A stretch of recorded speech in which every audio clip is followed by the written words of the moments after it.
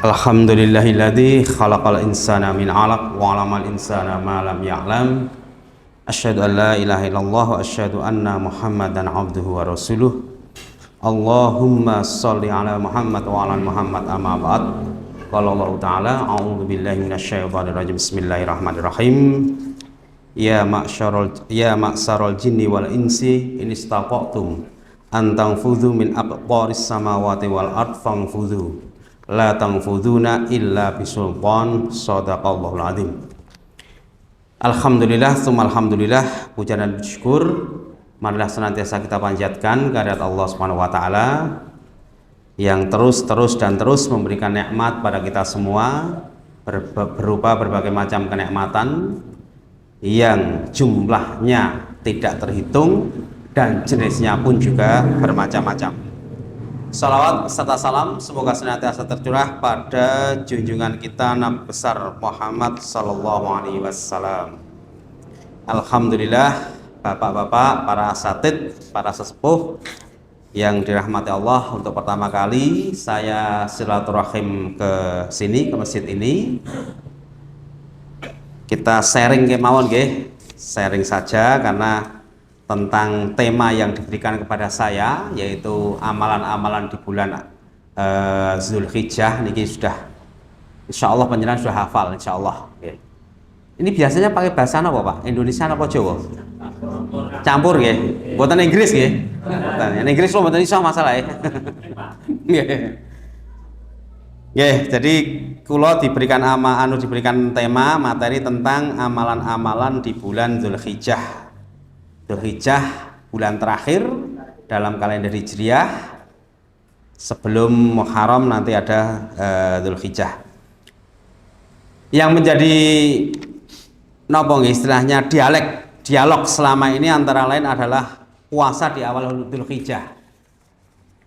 Terkait ada beberapa riwayat yang agak kontroversi, bukan kontroversi ya, saling bertolak belakang, sehingga beberapa pendapat mengatakan bahwa puasa di awal bulan Dzulhijjah menika disunahkan. Ada pendapat juga yang mengatakan puasa di awal Dzulhijjah menika dalam artian 10 hari menika tidak disunahkan. Itu amalan yang pertama yang biasa dilakukan, yaitu puasa di awal Dzulhijjah. Yang pendapat yang mengatakan bahwa puasa di awal Dzulhijjah itu tidak dianjurkan atau Nabi tidak menjalankan berdasarkan hadis yang diriwayatkan oleh Aisyah. Jadi para ulama biasanya kalau hadis menika berasal dari Aisyah, menika dinilai hadis yang nomor 1 mboten mawon gampangane bahasane. Karena apa? Karena biasanya memang Siti Aisyah beliau langsung mendengar langsung dari Rasulullah, tidak melalui siapa, dari siapa, tapi langsung mendengar dari Rasulullah. Dan biasanya Rasulullah mengucapkannya pun di rumah Aisyah, sehingga para ulama hadis menempatkan hadis yang dari Aisyah itu hadis yang sahih, pasti sahih. Lah beliau pernah mengatakan, maaf saya itu kacamata saya itu pecah ini untuk baca, saya baca artinya apa Pak nggih? Buatan ketok. Kacamata yang satunya keterisut, yang ini saya bawa pecah nggih, bocah wis. Maaf. Aku tidak pernah melihat Rasulullah Shallallahu alaihi wasallam berpuasa pada 10 hari bulan Dzulhijjah sama sekali. Nika ngendikanipun Siti Aisyah, hadis riwayat Muslim nomor 1176. Nah inilah yang dijadikan dasar bagi sebagian ulama, sudah sebagian faham bahwa puasa 10 hari di bulan Dzulhijjah, awal bulan Dzulhijjah menika tidak dianjurkan oleh Rasulullah, karena Rasulullah menurut hadis menika tidak pernah menjalankan. Lah beberapa ulama saya tukil ini Pak, ada beberapa pendapat. Yang pertama, Ibnu Hajar Asqalani mengatakan bahwa Nabi Shallallahu alaihi wasallam meninggalkan puasa ketika itu, padahal beliau suka melakukannya karena khawatir umatnya menganggap puasa tersebut nanti menjadi wajib. dalam Fathul Bahri ya, dia mengatakan bahwa Nabi awalnya melakukan, tetapi karena baginda Rasulullah nanti khawatir para umatnya menjalankan dan mengira ini wajib, sehingga Rasulullah meninggalkan. Nah, pada saat meninggalkan itu, tidak melaksanakan itu, Aisyah mengetahuinya, sehingga Aisyah mengatakan bahwa tidak pernah Rasulullah menjalankan. Ini pendapat dari Ibnu Hajar Asqalani. Kemudian dari Imam Ahmad bin Hambal menjelaskan bahwa ada riwayat yang menyebutkan hal yang berbeda dengan riwayat Aisyah di atas lah ini. Lantas beliau menyebutkan riwayat Hafsah yang mengatakan bahwa Nabi Shallallahu Alaihi Wasallam tidak pernah meninggalkan puasa pada 9 hari awal Dzulhijjah. Sebagian ulama menjelaskan bahwa jika ada pertentangan antara perkataan Aisyah dan perkataan Hafsah, maka yang dimenangkan adalah perkataan yang menetapkan adanya puasa 9 hari Dzulhijjah. Jadi ini pendapat Imam Ahmad, meskipun ada perbedaan pendapat antara riwayat dari Aisyah tadi yang mengatakan Rasulullah baginda Nabi tidak pernah melaksanakan puasa di awal Dzulhijjah, dan Hafsah mengatakan senantiasa melaksanakan, maka Imam Ahmad mengatakan bahwa beliau lebih cenderung bahwa Nabi melakukan puasa 9 hari di awal Dzulhijjah. Ini pendapat dari Imam Ahmad bin Hambal. Tetapi pada penjelasan yang lainnya, Imam Ahmad menjelaskan bahwa maksud riwayat Aisyah adalah Nabi Shallallahu Alaihi Wasallam tidak berpuasa penuh selama 10 hari Dzulhijjah. Sedangkan maksud riwayat Hafsah adalah Nabi Shallallahu Alaihi Wasallam berpuasa mayoritas di hari yang tadi. Jadi hendaknya berpuasa di sebagian hari dan berbuka di sebagian hari yang lainnya. Ini akhirnya Imam Ahmad mengambil sebuah kesimpulan. Selama 10 hari awal Dzulhijjah, Rasulullah tidak penuh menjalankan puasa, tetapi sebagian mengambil puasa, sebagian melakukan buka. Ini adalah kalau dalam kalimat zaman sekarang win-win solution mungkin. Ini termasuk ketika Ibnu Qayyim al-Jauziyah dan Ibnu Taimiyah menafsirkan 10 hari. 10 hari itu 10 hari yang mana sebenarnya? Kan selama ini masih banyak pertentangan tentang 10 hari. 10 hari ada yang mengatakan bahwa 10 hari itu sebenarnya 10 hari akhir Ramadan. Ada yang mengatakan 10 hari Dzulhijjah, tentang keutamaan-keutamaan itu. Akhirnya beliau berdua, Ibnu Qayyim dan Ibnu Taimiyah, mengambil sebuah kebijakan bahwa sing utama 10 hari ku yen bengi itu adalah Ramadan. Tetapi kalau siang itu adalah awal Dzulhijjah. Nah, ini untuk mengakomodir semua pendapat, ben nyun sewu semuanya bergairah untuk beribadah. Jadi pada akhir Ramadan 10 hari terakhir malamnya juga bergairah, kemudian awal bulan Dzulhijjah siang harinya juga bergairah. Untuk cara Jawane ngawekani tentang beberapa penafsiran tersebut. Inti dari penjelasan ini, boleh berpuasa penuh selama 9 hari bulan Dzulhijjah dari tanggal 1 sampai 9 Dzulhijjah, atau berpuasa pada sebagian harinya saja. Bisa diniatkan dengan puasa Daud atau bebas pada hari yang mana saja, namun jangan sampai ditinggalkan puasa Arafah. Ini tentang puasa Arafah. Oke. Jadi ini Pak, yang pertama, memang ada beberapa pendapat tentang puasa awal Dzulhijjah. Ada yang tidak menjalankan selama penuh 9 hari, ada yang menjalankan penuh selama 9 hari. Ketika kita mengambil pendapat dari Imam Ahmad, maka jalankanlah tapi tidak penuh selama 9 hari atau 10 hari. Ambillah 3 hari, yang lainnya gunakan berbuka, atau ambillah 4 hari, yang lainnya berbuka. Nah, ini monggo kita kembali pada niatan kita masing-masing. Karena semua hadisnya ini sahih. Ya. Hadis dari Aisyah itu diriwayatkan oleh Muslim. Itu semua ulama hadis mengatakan bahwa hadis ini sahih. Hadis dari Hafsah pun juga disahihkan. Nah, ini menjadikan pelajaran bagi kita semua. Tidak usah kita jadikan sebuah perdebatan. Yang yakin dengan puasa awal Dzulhijjah selama 9 hari monggo dijalankan. Yang tidak yakin tetaplah berpuasa, tetapi sebagaimana pendapat Imam Ahmad mungkin mengambil beberapa hari. Monggo. Kemudian yang kedua yang juga ada perbedaan pendapat adalah amalan yang kedua, yaitu puasa tarwiyah. Dilaksanakan pada hari tarwiyah, yaitu pada tanggal 9 Dzulhijjah. Tetapi para ulama hadis mengatakan bahwa hadis tentang tarwiyah ini adalah hadisnya dhaif, di mana adalah satu perawinya yang tidak bisa dipegang amanahnya. Tetapi beberapa ulama memperbolehkan mengamalkan hadis dhaif. Para ulama hadis itu kadang-kadang ada yang memperbolehkan untuk mengamalkan hadis dhaif. Hadis dhaif tadi dengan tujuan untuk memperoleh keutamaan amal baik, dan selama hadis tersebut tidak berkaitan dengan masalah akidah dan hukum. Puasa tarwiyah monggo. Ya, hadisnya dhaif, tetapi kalau itu dijalankan 9 Dzulhijjah, atau mungkin menjalankan 9 Dzulhijjah tetapi bukan puasa tarwiyah, tetapi masuk dalam kategori puasa awal Dzulhijjah menika, monggo. Itu dua hal yang sering menjadi dialog. Ya, dialog para aktivis, para ulama tentang amalan-amalan di bulan awal Dzulhijjah.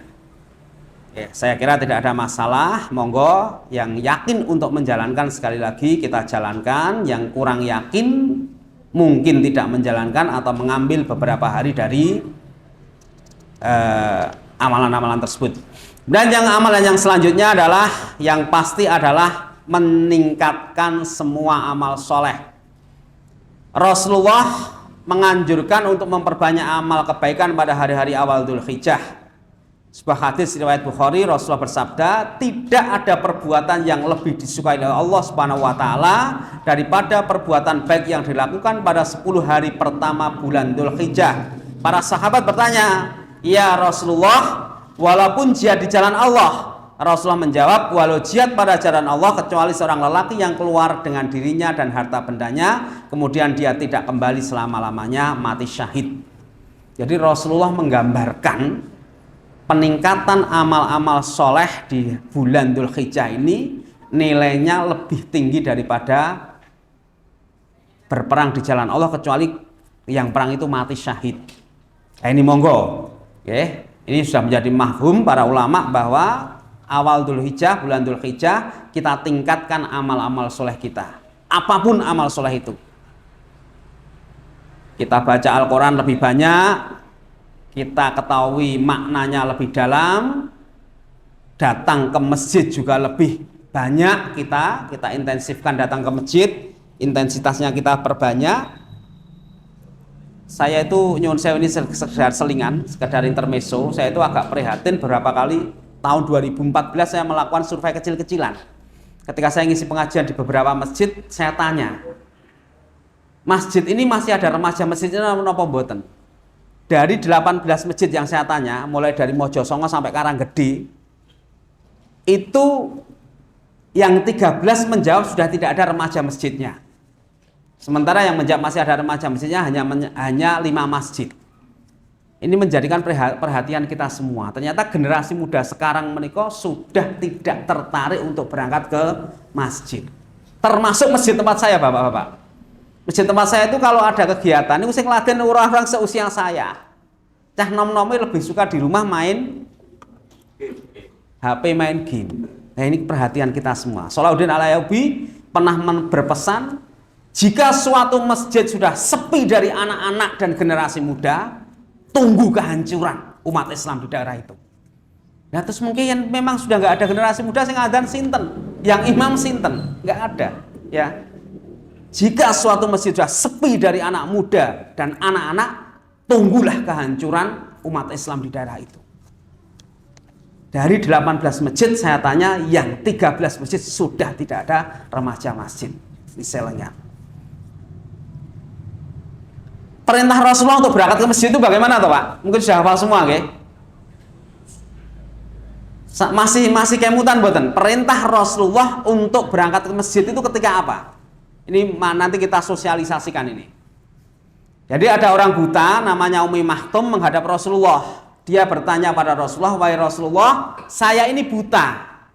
kula mboten gadah sinten-sinten, bojo mboten duwe, anak mboten duwe, omah kula adoh. Misale kula mboten teng masjid pripun Rasulullah? Oh iya. Umi Maktum itu kan wakilnya Bilal nggih Pak nggih. Jadi ketika Bilal berperang atau kemana tidak ada yang adzan, beliau yang adzan. Dia buta, tidak punya siapa-siapa. Oh ya wis gandeng kowe wuta, kowe ra nyang masjid ra apa-apa. Baru sampai teras masjid dipanggil oleh Rasulullah sik baliyo. Terus pundi Rasulullah? Kowe krungu adzan. Nggih adzan krungu Rasulullah. Yen krungu adzan nyang masjid. Jadi ternyata ukuran seseorang untuk berangkat ke masjid itu ketika mendengar azan atau tidak. Nah, mungkin monggo bapak-bapak para asatid semua bertanya pada di lingkungannya. Pas azan do krungu napa mboten ngoten Mang tekoni ngoten niku. Lah yen krungu kok ra nyang masjid gitu tanya itu. Jadi ukurannya berangkat ke masjid itu ketika mendengar azan atau tidak. Lah sekarang kok enek wong jarine ora krungu azan niku yo tangeh lamun yen jaman sakniki kok mboten krungu azan. Karena hampir semua masjid memakai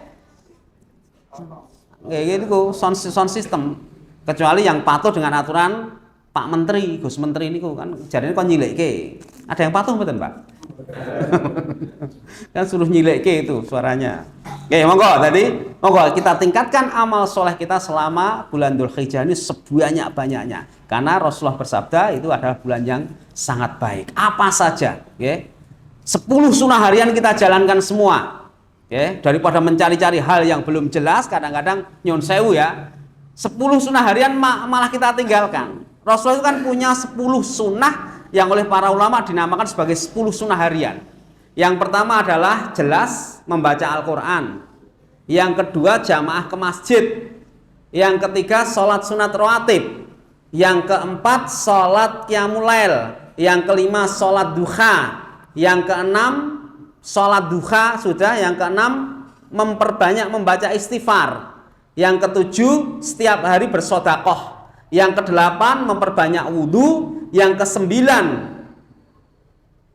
zikir setiap habis sholat. Yang kesepuluh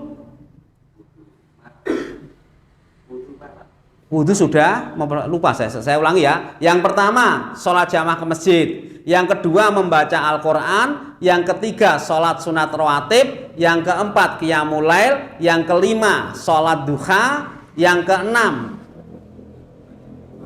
sedekah setiap hari. Yang ketujuh banyak membaca istighfar. Yang kedelapan zikir pagi dan petang. Yang kesembilan zikir pagi dan petang diperpanjang, zikir maksurat itu. Yang kesembilan zikir setelah sholat, lali menaik sing ke-10.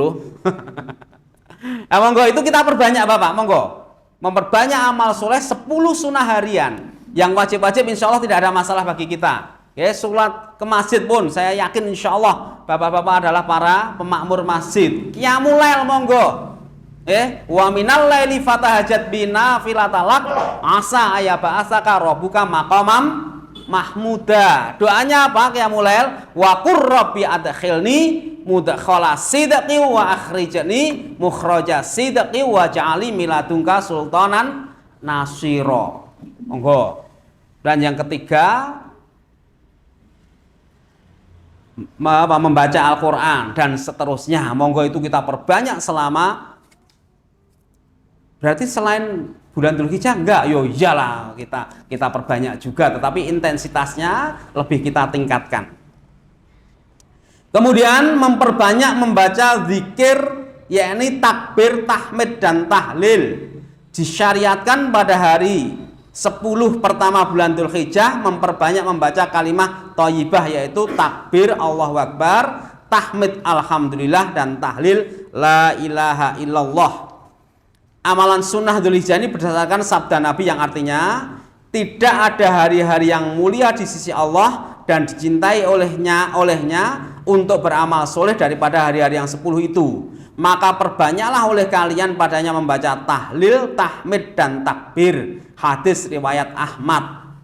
Monggo, ini kita perbanyak zikir untuk mengagungkan nama Allah dengan kalimat-kalimat thayyibah, takbir, tahmid dan tahlil. Juga jangan lupa zikir pagi dan zikir petang. Ada buku kecil yang disusun oleh Maksurat yang disusun oleh Hasan Al-Banna, yang di Indonesia diperbanyak.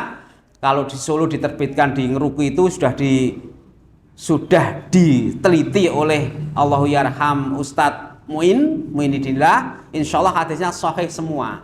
Itu bisa kita amalkan. Zikir sore ba'da asar sampai dengan maghrib. Kalau memang tidak bisa waktu itu, selepas maghrib juga tidak apa-apa. Zikir pagi ba'da subuh sampai terbit matahari. Tetapi Ustadz Adi Dayat mengatakan tidak harus sampai terbit matahari, sampai menjelang duhur tidak apa-apa. Monggo kita sempatkan memperbanyak zikir pagi dan zikir petang itu. Itu adalah salah satu sunnah harian Rasulullah.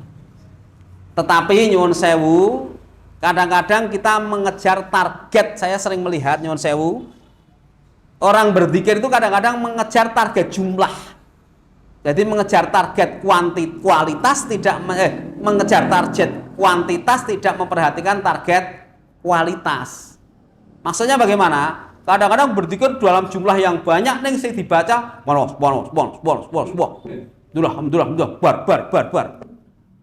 Itu nanti bisa berubah makna Bapak Ibu. Bapak gak ada ibunya ya? Oh ada. Oke. Subhanallah. Artinya apa itu? Maha suci Allah itu maknanya kan Allah masuk mulai katanya bingung itu nanti. Mungkin ngomong apa gitu. Allahu Akbar, Allah Maha Besar, bar. Allah Akbar. Orang sambung itu nanti Allah Maha Besar, Allah pun saniku mengke. Lah, monggo kita kejar kualitasnya, okay? Target kuantitas monggo, tetapi kualitas harus kita perhatikan. Nggak banyak Bapak-bapak, subhanallah. 1 detik nih kok. Subhanallah. Kita baca 100 kali hanya butuh waktu 1,5 menit, 90 detik. Subhanallah. 100 kali cuman 1,5 detik. Alhamdulillah cuman 1,5 menit. Allahu Akbar 1,5 menit. 1,5 menit kali 3 ming pinten niku. 5 menit boten wonten. Kita bandingkan ketika kita nonton, misalnya pas nonton bal-balan. Ketika Indonesia juara SEA Games kalau wingi. Nah, atau kita gemarnya apa, tinju atau apa itu sing gelut bebas itu namanya apa itu? MMA itu kita bandingkan. Dalam waktu hanya 5 menit kita bisa membaca kalimat thayyibah, takbir, tahmid dan tahlil 300 kali. Apalagi yang penyuka sinetron, tapi insya Allah tidak ada yang suka sinetron, itu nunggu iklan mawon 10 menit itu mungkin Pak ya. Nunggu iklannya saja mungkin 10 menit itu sinetron itu. Monggo itu kita perbanyak untuk berzikir, takbir, tahmid dan tahlil serta meningkatkan amal-amal soleh. Ada yang menarik, Rasulullah mengapa setiap hari bersedekah. Ini kembali ke amal soleh. Jadi Rasulullah itu ternyata setiap hari bersedekah beliau. Ternyata rahasianya nopo? Rahasianya kenapa setiap hari bersedekah? Dengan setiap hari bersedekah itu kita setiap hari bisa bersyukur. Raketang sedekah mung 1.400.000. Panjenengan sering loh Pak, kita itu sering loh sedekah 1.400.000 atau 3.500.000. Nggih napa betul? Kan Allah itu menghitung dilipatkan 700. Jadi awake dhewe sedekah 2.000 niku 2.000 ping 700 pinten? 1.400.000. Nah, kita sedekah 5.000 kali 700 jadinya 3,5 juta. Nih nggih ampun 2.000 terus. Kan wis 1.400.000, Pak. Wis akeh niku.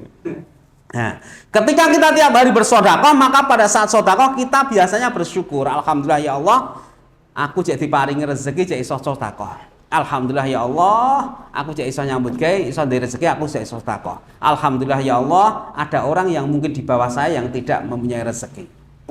Sehingga setiap hari kita bisa bersyukur, dan janji Allah pun apal, sapa sing wong syukur Allah menambah nikmat. Tetapi nyuwun sewu ketika kita sedekah mung pisan, sesasi pisan gletek 1.000, mungkin mawon syukure ming pisan tok niku.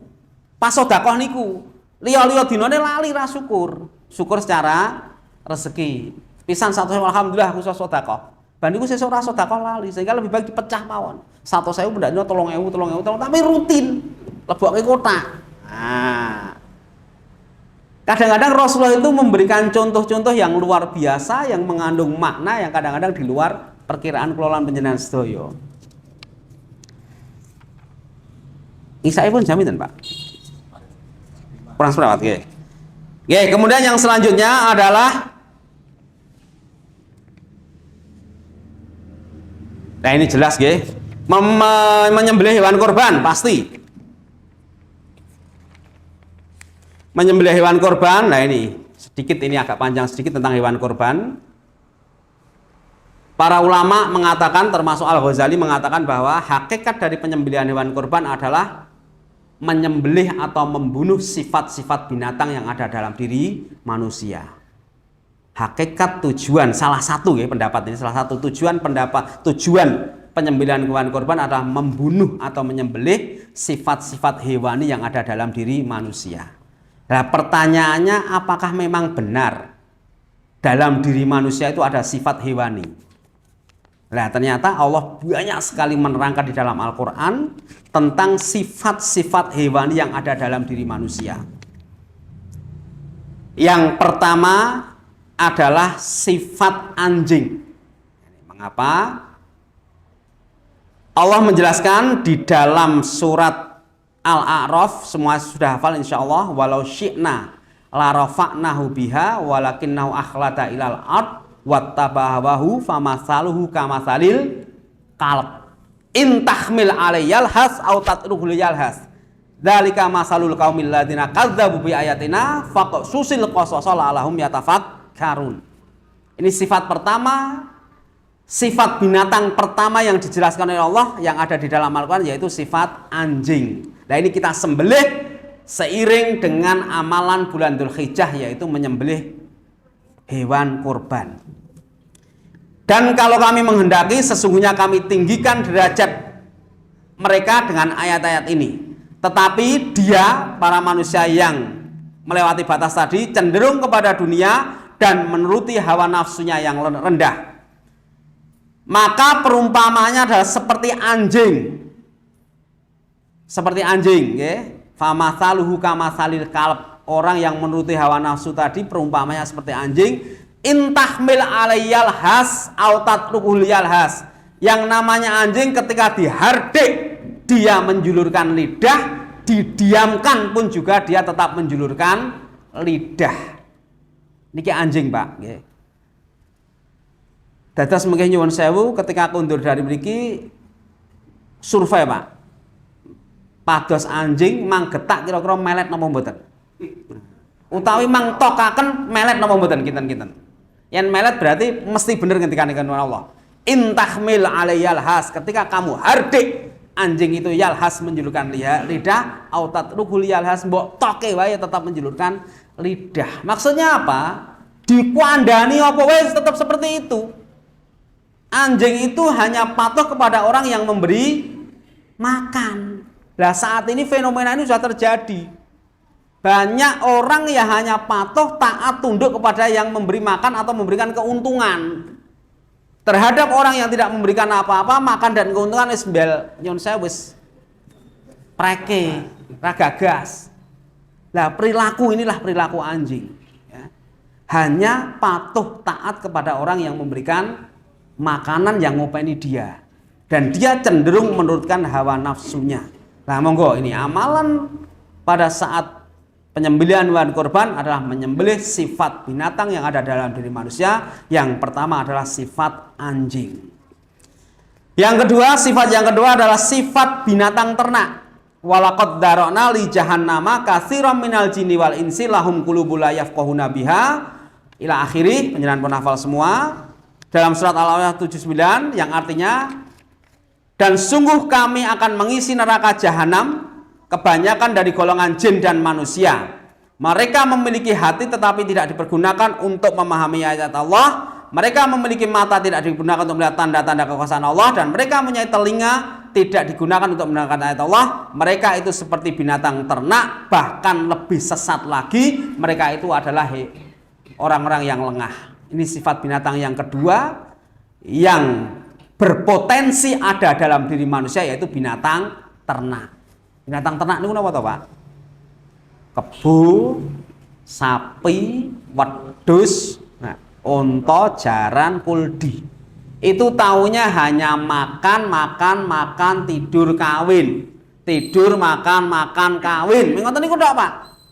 Dadi karepe urip niku penak, duwe duit akeh, mangan enak, gah nyambut gawe, turu penak. Mun ngoten tok karepe. Karepe mbilung niku nggih. Nah, ketika jiwa-jiwa seperti itu, dia punya mata, dia punya hati, dia punya telinga, tapi sama sekali tidak pernah digunakan untuk memahami ayat-ayat Allah, merenungkan kebesaran Allah, mensyukuri tanda-tanda, mensyukuri nikmat Allah, merenungkan tanda-tanda kebesaran Allah lan sak piturutipun. Maka kelas orang seperti itu adalah kal an'am, seperti binatang ternak, dan itu berpotensi pada siapapun. Terus yang kok isine urip kok gur males tok, pengine gur mangan enak. Mangan enak, turu penak, tangi turu karepe mak bedenduk itu gethuk, tangi turu itu sego jenang, teh hangat lah niku. Itu yang kedua. Yang ketiga, sifat kera. Dijelaskan oleh Allah dalam surat Al-Baqarah ayat 65 yang artinya, dan sesungguhnya telah kamu ketahui orang-orang yang melanggar di antaramu pada hari Sabtu lalu pada hari Sabtu lalu kami berfirman kepada mereka, jadilah kamu kera yang hina. Nah ini, manusia punya sifat, mempunyai potensi yang ketiga itu menjadi orang yang bersifat kera. Kera ini apa tahu sifatnya? Rakus, mboten diaturan. Rakus, tamak niku suka mengambil sesuatu yang bukan miliknya. Yen mboten pitados jenengan sakniki mengke piknik teng Bali, teng daerah Uluwatu atau Sangeh, yen Sangeh mboten pati Uluwatu yang paling ganas. Niku kethek niku wani njikok napa mawon. Topi disaut, kacamata disaut, kadang-kadang wani ngrogoh tas. Enten wong nggawa napa disaut. Binatang yang lain mungkin tidak separah niku melakukan, Pak. Tapi kera, Allah menjadikan kera karena apa? Orang-orang ini kan dipeling wis dina Setu ki aja do metu. Setu kuwi ibadah neng omah mensyukuri nikmat Allah. Senin Minggu tekan Jumat nyambut gawe ya, khusus hari Sabtu kowe rasa kerja. Neng omah ibadah. Kan riwayatnya begitu, Pak. Tapi mereka ngeyel. Itu kabar yang dina Sabtu iwak akeh. Akhirnya mereka keluar cari ikan, bekerja dan lain sebagainya sehingga turunlah ayat ini. Kok tamak men to iki wis nyambut gawe seminggu muput. Kok jek kurang dina Setu kon ra nyambut gawe ngeyel. Ya wis ki dadi kethek wae, paling-paling seperti itu. Tamak kethek itu. Nah, di Tawangmangu sakniki kethek nggih mulai ganas, Pak. Pun dangu mboten tidak Tawangmangu. Nah, sakniki ganas kan wani ngrebuti napa-napa, wani nyaut napa-napa. Sehingga banyak peringatan lah ini. Jiwa-jiwa kera inilah yang juga harus kita sembelih besok ketika amal, yaitu penyembelihan hewan korban. Ini potensi nggih. Yang sakniki zaman tamak, zaman sakniki isine tamak kalih tamak tok, Pak. Gitu. Ming lagi Indonesia tok niki jeneng Quran dikorupsi, Pak. Negara lain mboten enten. Indonesia. Apa-apa mlebu, Pak. Semen mlebu, aspal mlebu, wesi mlebu. Keri-keri Quran mlebu. Masyaallah, naudzubillah min dzalik. Quran, Pak. Dan orang-orang ngapus ini sakniki luar biasa, Pak. Ini sekedar cerita. Kula niku kan ngopeni pondok yatim piatu duafa gratis. Nggih, di Tengburi Polsek Kemplak niku. Niku saya sempat hampir ditipu, Pak. Enten WA masuk. Apakah benar ini dari Pondok Darul Arqam? Kan pondok kula jenenge Darul Arqam. Ya benar. Bisa telepon? Bisa. Ini pengurusnya? Ya. Kalau ditelepon, saya dengan siapa, Pak? Saya Yusuf, Pak. Bapak sebagai apa? Saya mudirnya. Oh ya, Pak, ini ada saya asistennya Pak Paryono. Ngakunya asistennya Pak Paryono, ketua DPRD Boyolali. Jadi ada apa, Pak? Ini Pak Paryono mengadakan syukuran, Pak. Beliau melakukan mengadakan syukuran, yaitu sodakoh untuk 2 lembaga. Yang terpilih adalah lembaga Bapak, yaitu Darul Arqam, dan Panti Asuhan Budi Utama napa-napa kelolani di Salatiga. Oh nggih, lah ini dalam rangka apa? Dalam rangka tasyakuran Pak Paryono. Terus gimana, Pak? Lah ini nanti sebentar lagi saya minta nomor rekening, nanti saya transfer, Pak. saya transfer sejumlah niku dinten Setu Pak. Kula baru rapat muktamar Muhammadiyah teng WMS. Menjelang muktamar niku. Nanti saya transfer minta nomor rekeningnya. Rekening lembaga ya Pak ya? Ya. Rekening pondok lembaga, jangan rekening pribadi ya, siap. Pun akhirnya kula kirimi rekening pondok. Rekening pondok itu kan mboten wonten ATM-e, Pak. Mboten wonten ATM-e dan itu hari Sabtu. Pinter banget iki carane ngapusi. Lah kula kirimi rekening pondok, sebentar kemudian dia ngirim duit 22 juta. Duit enten kaya bukti struk transfer ATM niku lho, Pak. BNI 22 juta. 22 juta. Terus sudah Pak Paryono nelfon kula, seolah-olah suara Pak Paryono. Ini benar dari Pondok Daurah Rekom? Ya, Pak. Saya Paryono. Oh, Pak Paryono ya. Tadi utusan saya sudah nelpon. Asisten saya sudah, Pak. Oh ya, ini ya Pak ya, sedikit sekedar syukuran dari saya. Jangan dilihat jumlahnya, tapi tolong dimanfaatkan sebaik-baiknya. Siapa? Ya. Nah, ini utus ngirim 22 juta. Wah, 22 juta kok lho. Jenenge ngopeni cah sak monten, itu di 22 juta senenge anjama-anjama. Selang berapa waktu kemudian asistennya nelpon kula, ngakune jenenge Ridwan. Pak, sudah terima Pak, sudah Pak. Sudah ada buktinya, sudah kami kirim ya. Iya, ya udah Pak ya, dimanfaatkan ya Pak ya. Ya. Lalu sedang nelpon mulai, Pak, maaf Pak, ada kekeliruan. Kekeliruan apa? Itu harusnya Bapak hanya nerima 15 juta. Jadi ada kelebihan 7 juta Pak. Yang 7 juta itu harusnya ke panti asuhan yang ada di Salatiga Budi Mulia tadi. Lah terus saya harus gimana Pak? Pak tolong dikembalikan Pak yang 7 juta. Kula kan mboten iso ngecek Pak, benar-benar masuk napa mboten karena hari Sabtu. Hari Sabtu kula mboten iso teng bank dan rekening pondok itu kan lembaga tidak ada ATM-ipun. Pintere ngoten niku. Jadi kula mboten ngerti nek ATM tenan napa mboten. Nek rekening masuk napa? Dana masuk tenan napa mboten. Nah terus gimana Pak? Ya Bapak pakai uang pribadi, pakai ATM Bapak, kembalikan 7 juta Pak. Ini selak digunakan ada anak panti asuhan ini yang kecelakaan mau operasi tulang. Waduh, wah kula lho. Tapi kula mulai curiga lho, kok koyo ngene. Lah terus kula nelpon salah satu teman anggota DPR Boyolali, Mas Ali Gufron PKS, saya telepon, Mas Ali, nyuwun sewu Mas Ali, kira-kira sering ora Pak Paryono kuwi sedekah? Wah Mas ngono. Aku wis tak jamin ora ngene Mas, rasa kakean ngomong. Nyun sewu nggih ini, tak jamin ora Mas. Lah piye to? Tak critane. Nyo tak kei nomor Pak Paryono telepono dhewe. Kula telepon Pak Paryono, kula jan kenal kan. Assalamualaikum Pak Paryono. Waalaikumsalam. Pak ini kula critane. Wah, bohong itu Pak, bohong. Pon iki nomore kula keke jenengan nggih mangurusi Pak Paryono. Nggih. Pon dhewe nuyak kula terus Pak, kan transfer 7 juta niku. Wah, kula gawe-gaweke. Tunggu sebentar saya masih di jalan tol lho ngoten. Telepon sebentar Pak, ini belum ketemu dengan ATM Pak. Wah akhirnya kari-kari kalau dia telepon, baik kalau hapusi, tempat Bapak sudah diketahui oleh polisi. Sekarang polisi meluncur ke tempat Bapak. Wah dia nusu-nusu langsung HP kula diblokir. Jangan bayangke Pak, tahu saya ngopeni panti asuhan cah yatim duafa, tego-tegone ngapusi 7 juta. Saat ini kan pun ngeri toh. Dia kan pasti yakin bahwa itu nanti tahu bahwa itu duit pondok. Duit pondok yang akan digunakan untuk kembalikan 7 juta. Transfer 22 juta niku ngomong kosong, dia hanya membuat rekayasa kaya struk ATM niku. Persis, Pak. Saya tuh BNI yang temen-temen merah napa kuning niku, persis. Sepintas wong kapusan saged. Wah, ngerti kok kula balike 7 juta kelangan duit 7 juta lho. Masyaallah, 7 juta iso nggih mangan cah. Niku pirang sesasi paling mboten, setengah sasi. Nah itulah model-model ngapusi yang luar biasa. Itulah jiwa-jiwa kera itu seperti itu Pak. Jiwa-jiwa tamak. Sini mau kurang dan mengambil sesuatu yang bukan haknya. Kemudian yang selanjutnya adalah sifat yang akan kita sembelih ada sifat babi. Allah menjelaskan dalam surat Al-Maidah ayat 60. Artosipun, apakah akan aku beritakan kepadamu tentang orang-orang yang lebih buruk pembalasannya dari orang-orang fasik itu di sisi Allah, yaitu orang-orang yang dikutuki dan dimurkai Allah. Di antara mereka ada yang dijadikan kera dan babi. Ini kera dan babi Pak. Babi itu hewan yang paling rakus Pak. Yang kera itu hewan yang paling tamak. Babi itu yang rakus. Rakus itu apa-apa gelem. Salah satu hewan sing gelem kotorannya sendiri adalah babi Pak. Wedhus mboten purun Pak mangan srindile dhewe. Pitik men sosok nggih mboten gelem. Ning babi niku kotorane dhewe dipangan, Pak. Dan satu-satunya hewan yang tidak punya rasa cemburu adalah babi. Dia tidak punya permaisuri, Pak. Dia tidak punya istri. Nyun sewu bar ngawin iki kawinan genti ra apa-apa. Wekmu ya wekmu, wekku ya wekku. Cobi, Pak. Yen wedhus ngoten niku wani napa Pak jenenge wedhus niku?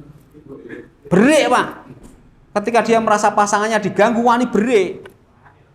Jago nggih ngoten, Pak. Wani tarung ketika ada dia merasa hak pasangannya diganggu napa meleh merpati. Merpati itu tidak pernah ingkar janji, setia tenan merpati. Ini kan babi mboten. Hewan paling jorok, hewan paling rakus dan hewan yang tidak punya kesetiaan. Zaman saat ini golek wong setia angel, Pak. Saestu. Golek wong rakus kathah gampang. Nek golek wong setia angel. Nah inilah babi. Bojone digosok sapa itu. Lah niki fenomena ini sudah banyak terjadi. Niki minum kula, Pak. Oh. Ijen riyen. Lah fenomena ijolan bojo niku sakniki terjadi di beberapa kota, Pak. Kula niku diceritani rencang kula sing teng Jakarta. Di Jakarta itu katanya sudah mulai muncul fenomena do ijol-ijolan bojo. Jadi malam Minggu berlibur teng pundi mungkin teng Karimun apa teng pundi napa Pulau Seribu apa teng pundi, bojone ijol-ijolan. Mangkat wong papat ning teng mriku bojone ijol-ijolan. Naudzubillah min dzalik. Tidak ubahnya seperti babi nih, Pak. Perilaku itu terjadi. Oh, kalau di luar negeri mungkin sudah biasa, Pak. Nah ini yang paling bahaya, Indonesia sudah mulai keluar dukungan terhadap LGBT, Pak. Walah ngeri melih nih, Pak. Jadi sudah terang-terangan dukung perilaku-perilaku seksual menyimpang nih, Pak. Wah, ngeri nih.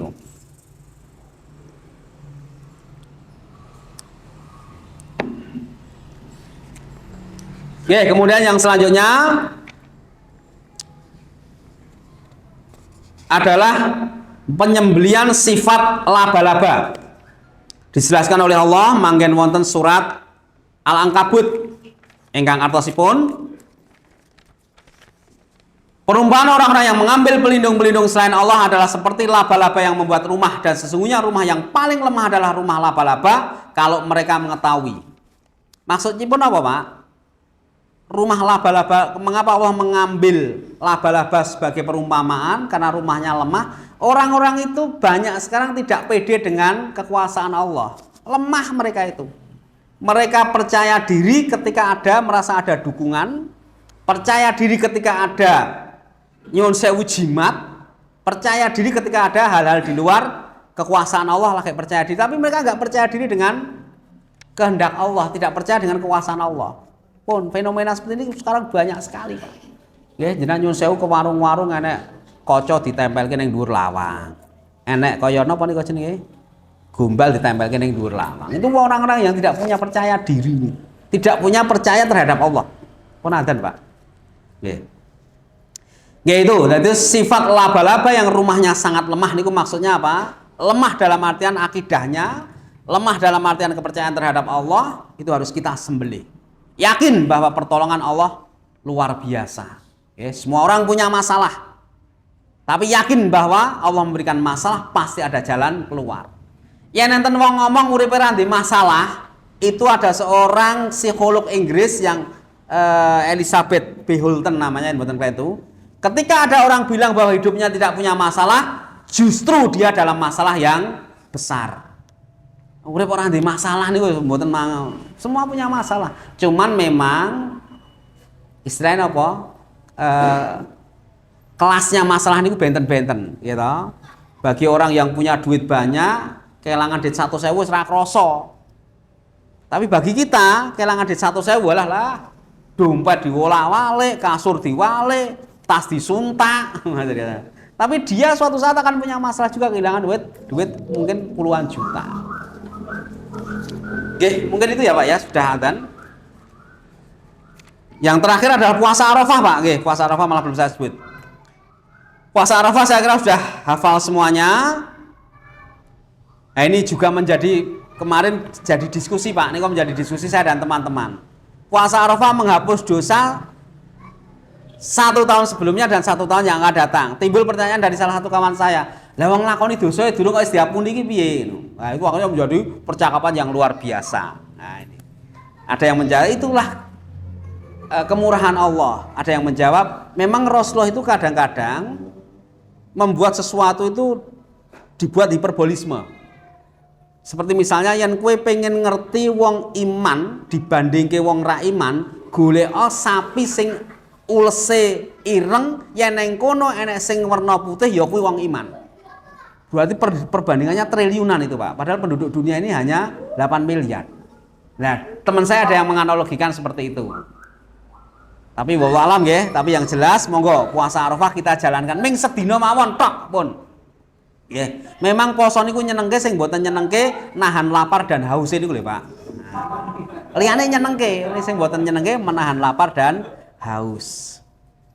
Mari kita jalankan puasa Arafah insyaallah dengan niatan yang baik. Apapun polemik yang muncul, Allah akan memberikan kebaikan pada kita semua. Makaten bapak-bapak yang kami hormati, asatid yang kami hormati, sedikit yang bisa saya sampaikan, saling mendoakan bapak-bapak, mudah-mudahan kita diberikan kesehatan oleh Allah, yang pasti diberikan istiqomah, karena yang paling sulit adalah istiqomah, Pak. Istiqomah itu sulit sekali. Tapi ketika kita bisa menjalankan istiqomah, maka malaikat akan turun dengan berkata, ojo wedi, ojo khawatir, bergembiralah akan surga yang kamu terima. Mudah-mudahan kita termasuk golongan orang yang istiqomah. Allahumma amin. Nasrum minallah. Assalamualaikum warahmatullahi wabarakatuh.